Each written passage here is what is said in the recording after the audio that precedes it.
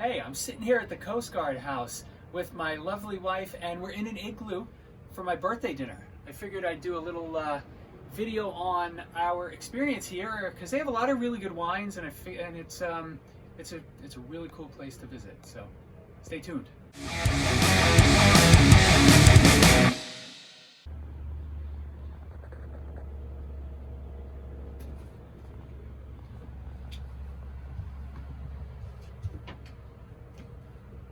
This is exciting. So we have 3 wines in front of us, which, you know, I'll kind of give my own tasting notes as we taste through it. But I'm here with Elisa, and I'm going to ask you say your last name. Sure, Wybraniec. Wybraniec. Okay, we very nailed it close. actually. Yeah, very close. Right. So you run the wine program here I at the do, Coast yeah. Guard House, and it's one of our favorite places to come. And the wine list is just it's kind of absurd in a good way, whether that's by the glass or, you know, your bottle list. And here right now we're tasting all these are on by the glass list, By the right? glass list, So yes, we're tasting yeah. three of the wines. We're here for Wellington Wednesday, so this is all okay. What goes well with a beef Wellington? So we have a Tempranillo, and then we have the Langhe Nebbiolo, Ricca del Baio. Nice. All right. And then lastly we have Chimera. I don't know if I said that right, but Acheval Ferrer is an amazing producer from Argentina, and this is a blend of all kinds of different grapes, so that's exciting. I've never had this one. I've had a bunch of his wines, so I'm looking forward to trying all these. But I think just I want to complimenting you obviously on what you do. It's amazing, but if people come in, right, and they're and you know, what are you most proud of, and how do you recommend that people kind of navigate your wine lists? Well, we have good resources in our team. That's true. Yeah. That's the one thing. Yeah, I think that's we probably do. One of my most proud things is that I've mentored a lot of these team members that have been here for a long time, and as you just met Jake. Yeah. And I feel the other thing is we revolve. So this happens to be just a wine of the day. So that's kind of like a fun thing we're doing. We used to do rosé the day in the summer, and it was so successful. We decided to bring in the winter to bring it on as wine of the day. So we'll pick something that either maybe we've had and it's not moving, or in this case, something that we don't have, but I thought I'd give it a test run so that see how it goes. And we'll just keep rotating. That's fun. So it's fun. We had a Gruner last week, and we have a new Gergich Estate rosé that's a little bit more meaty that we can drink during the the cooler months. Rosé you can have rosé all year. It's not just for the summer. So those are some of the fun things, and we just keep engaging everybody with our wine dinners and stuff. So we have a big one coming up. Yeah, so that's the other thing. There are a number of wine dinners. Of course, we haven't gotten down for one yet, but I think we have to make that point to do that. And you also do a bunch of classes with the different colleges around here too, which that's exciting. Yeah. So definitely come down to Narragansett, Rhode Island. Even if you're a couple hours away, make a weekend out of it and get out here. You can't see; it's too dark, but we're literally right on the rocks and on the water here in this igloo, so it's really exciting. All right. Can't wait to hear your tasting notes and which one. Oh you yeah, like the best. I don't know. We'll have to see. I know we should have done them in a in a blind tasting format to embarrass me. No. So you would pick one without being influenced what it was. That's what you know. So I like that. I like that. Right, I think we're gonna do that at home. We're gonna practice at home. You're gonna go out. You're gonna buy 2 random bottles of wine. We're gonna do a blind tasting. All right. And then we'll come do a blind tasting here. Yeah. All right. Because I don't feel like I can do that right now. No. And I don't ever do blind tastings with people because I want them to guess what it is. I want them to know what they like without having preconceived. That's it. They just drink it. Yes. You think you like something, and then we do that when guests engage us with asking questions.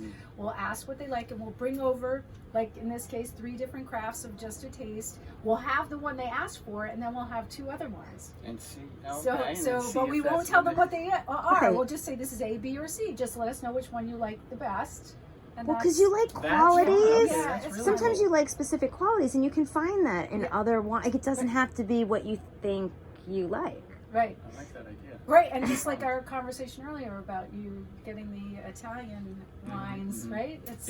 It's what you like, and that kind of covers a broad spectrum of different likes from different people, right? So, Very much so. Awesome.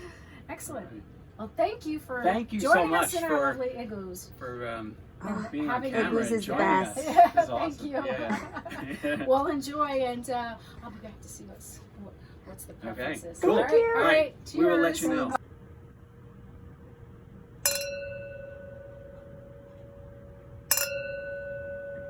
Because I'm here with Jake at the Coast Guard House, who's another Italian wine lover like me. So I decided to ask him a couple of questions about his favorites from their menus. So here we go. Hey, there he is. Good evening. How you doing? Awesome. Down here at the Coast Guard House, I have been studying wine for the last few years, so I've definitely gained some knowledge about our list here.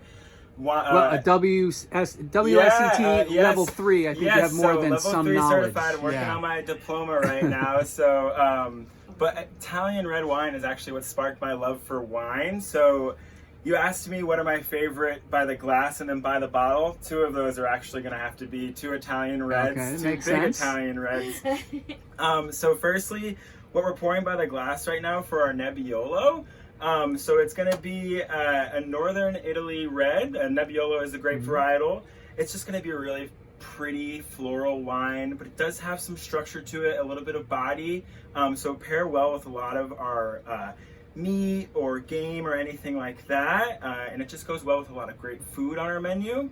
And then for by the list here, I have BB Gratz, the Testamato, which is an 100% organic and biodynamic Sangiovese coming from Tuscany. BB Gratz is the producer. It's just a powerhouse Sangiovese. You could almost consider it comparable to a Brunello, but it's just a lovely wine. That's definitely a little more pricey though. But yeah, we have some great wines on there. I know you love Italian reds, so I'm excited to and taste there's so you much through our on Nebbiolo. 'Cause so it's a much great- on the list too. Yeah, that, but, all right, but those are great suggestions. I appreciate it. I'm happy to help. Okay, we're going to start 2018 Luis Sainz Tempranillo Crianza. So Crianza is your, and I'll cut in other pictures, but Crianza is the lightest of the Tempranillo wines from Spain, right? It spends the least amount of time in oak. Like if you see Reserva and Gran Reserva, that spends a lot more time. This has 12 months in oak. So we'll probably get some oak influence, but not too much. And so my first impression is very much like a light plum, as well as some of those baking spices. I called it like a generic baking spice. My wife tasted it before. She said cinnamon and nutmeg, and she's much more specific because her palate is 10 to 12 times better than mine. All right. I think the most amazing thing about when you taste this wine is that it is so well balanced, and it's very, I mean, all these wines are easy to drink, but this one especially it's soft and it's very welcoming. So I could see this being a real crowd pleaser.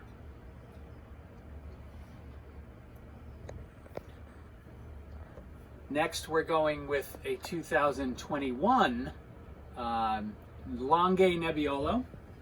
This is from the Sa del Bio winery. So this is their Brick del Bio. Langhe Nebbiolo, kind of like the Crianza from Rioja, is sort of the entry level for a Nebbiolo-based wine, right? Barolo, Barbaresco is much more site specific, much more time in oak and aging. So these are generally more friendly and easy to drink, and frankly, I think the Langhe Nebbiolo is sort of a secret. They're still very underpriced. When I smell this, I got very much like a cherry / strawberry candy. I said Twizzlers. I don't know if it's Twizzlers as much as, the more I smell it, maybe it's sort of the like not red. They were little hats that they were like little gummy hats, almost. Red gummy hats. I don't know. You know, I have issues.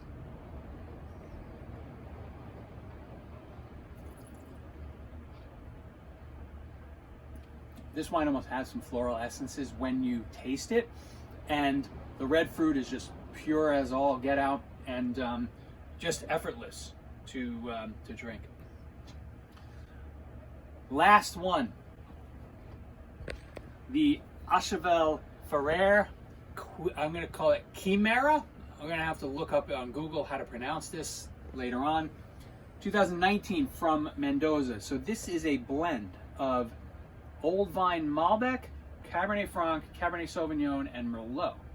And it is aged, oh boy, French oak barrel, 65% new, 35% 1 year old, and it's aged for 12 months.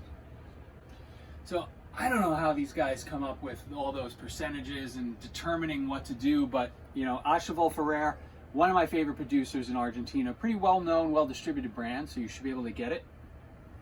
Immediately, this is the biggest of the wines. You can kind of tell by the color, but it has that, you know, aroma of, if you opened up a fresh can of paint, you get that whiff of like a really strong fragrance, not unpleasant, but strong. Lots of vanilla and just the dark blackberries and plums that have almost been stewed.